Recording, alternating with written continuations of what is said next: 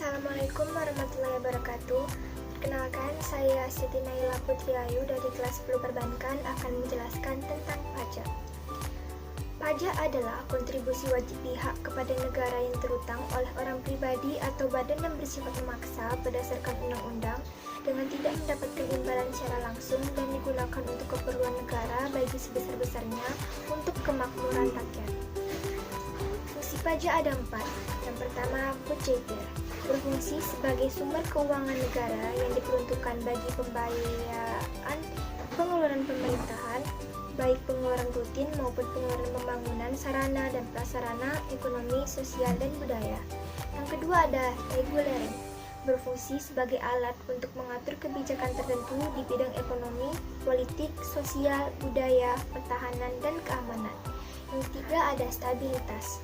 Pemerintah memiliki dana untuk menjalankan kebijakan yang berhubungan dengan stabilitas harga hingga inflasi dapat dikendalikan. Yang keempat ada restribusi.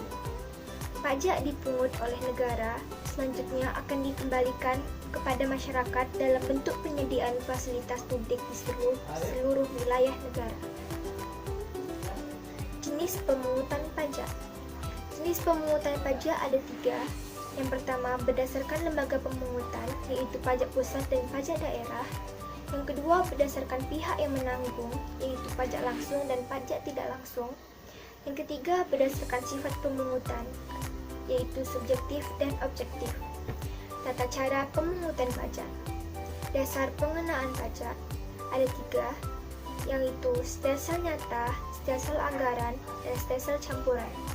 Sistem pengenaan pajak ada 3, yaitu self-assessment system, yaitu sistem pemungutan pajak yang membebankan penentuan besaran pajak yang perlu dibayarkan oleh wajib pajak yang bersangkutan. Yang kedua ada official assessment system, sistem pemungutan pajak yang membebankan wewenang untuk menentukan besarnya pajak terutang pada fiskus atau aparat perpajakan sebagai pemungut pajak. Yang ketiga ada withholding assessment system. Besarnya pajak dihitung oleh pihak ketiga yang bukan wajib pajak dan bukan juga aparat pajak atau fiskus. Syarat pemungutan pajak ada 5, yaitu keadilan, yuridis, finansial, ekonomis, dan sederhana. Pemungutan pajak. Asas pemungutan pajak ada 3. Yang pertama asas domisili, yang kedua asas sumber, dan yang ketiga asas kebangsaan.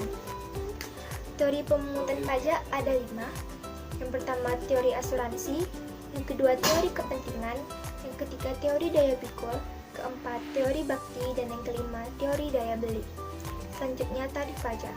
Tarif pajak ada 4. Yang pertama tarif tetap, tarif profesional, tarif progresif, dan tarif degresif. Sekian dari saya. Apabila ada kesalahan dan kekurangan mohon dimaafkan. Assalamualaikum warahmatullahi wabarakatuh.